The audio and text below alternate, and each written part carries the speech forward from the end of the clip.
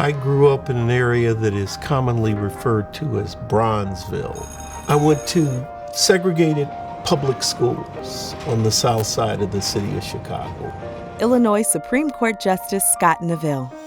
I had a father who was an attorney, my mother was a teacher, and a family of 6.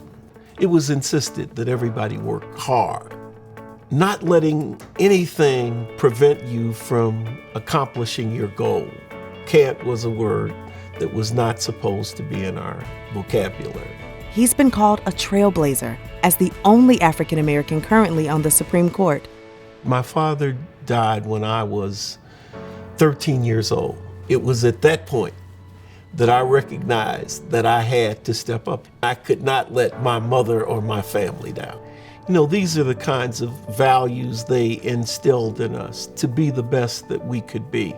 I entered high school in 1962. In 1963, they had the March on Washington.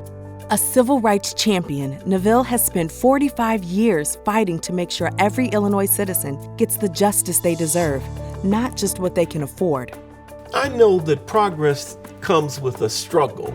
So I went to college, went on to law school, and I said, now it's time for me to get on the battlefield. That's the great thing about our system. If it's not working right, change it.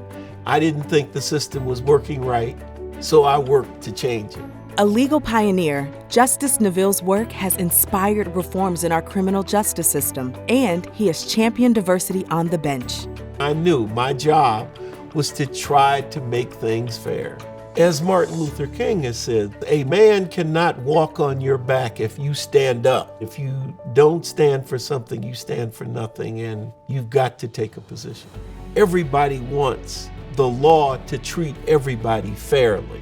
My motto is, no person will be unseen and no person will be unheard. A judge whose mission is to balance the scales of justice. Elect Illinois Supreme Court Justice Scott Neville. We have to deal with the fierce urgency of right now. You can have a fair system, but you have to fight for it every day, and that's what I do.